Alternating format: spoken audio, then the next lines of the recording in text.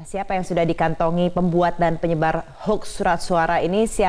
Apa peran mereka? Kita tanyakan langsung kepada Kepala Biro Penerangan Masyarakat Divisi Humas Polri, Brigjen Pol Dedi Prasetyo. Terima kasih Pak Dedi sudah bergabung bersama kami. Ada 3 tersangka. Sebenarnya peran dari ketiganya ini apa saja, Pak?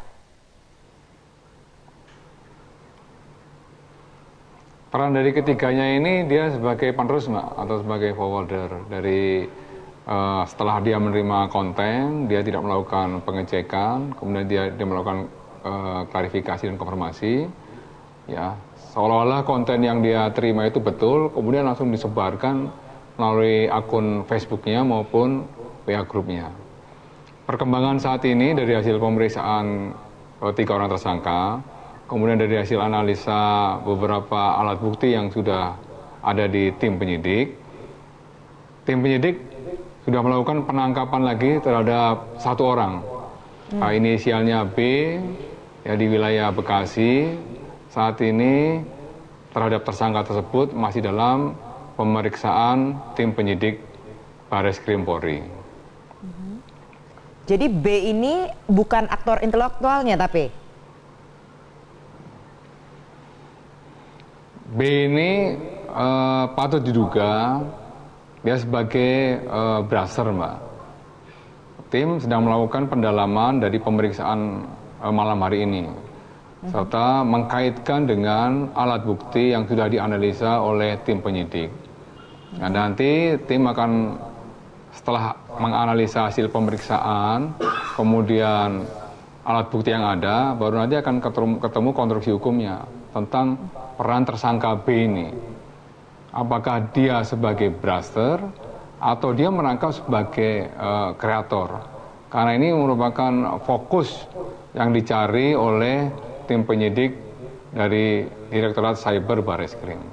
Oke, jadi tersangka saya konfirmasi saat ini untuk kasus penyebaran hoax surat suara ada 4 tersangka yang saat ini sudah ditangani oleh kepolisian, begitu ya Pak Dedi? Betul sekali, Mbak, betul. Dan dikatakan juga sebenarnya polisi sudah mengantongi nama pembuatnya ini, Pak. Sebenarnya siapa dan kapan akan dirilisnya? Untuk besok akan rencana kita rilis hasil pemeriksaan dari tersangka B. Ya, dari tersangka B itu besok akan disampaikan apa yang menjadi motif dan apa peran dari tersangka B dalam peristiwa pidana penyebaran hoax tentang 7 kontainer yang berisi surat suara yang sudah tercoblos. Pak Dedi, apakah para tersangka ini terafiliasi dengan salah satu kubu Capres-Cawapres?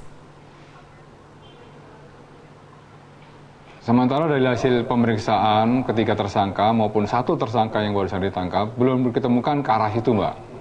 Ya, kami masih fokus untuk membuktikan peristiwa pidana tentang penyebaran berita hoax yang dilakukan baik nanti oleh seorang atau maupun kelompok. Nanti akan diungkap oleh tim penyidik Direktorat Cyber semaksimal mungkin ya terhadap peristiwa pidana tersebut. Ada indikasi tersangka lainnya, Pak, yang saat ini juga dikejar oleh kepolisian?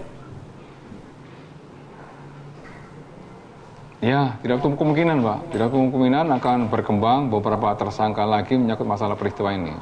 Jadi nanti dari hasil pemeriksaan tersangka B inilah akan mengungkap ya kreatornya siapa, kemudian atau ada para pihak yang terlibat di dalam penyebaran berita hoax tersebut atau tidak. Nah, ini akan terungkap semuanya, Mas. Artinya bahwa penyidik akan berusaha semaksimal mungkin ya, dan sangat profesional untuk mengungkap secara tuntas penyebaran kasus hoax tersebut. Karena ini membahayakan dalam kontestasi pemilu itu sendiri maupun bisa membahayakan persatuan dan kesatuan bangsa. Nah, kita mengharapkan dalam kontestasi pemilu ini suasana berjalan betul-betul secara aman, secara damai, dan secara sejuk. Karena ini pesta bangsa Indonesia. Baik, terima kasih banyak Brigjen Pol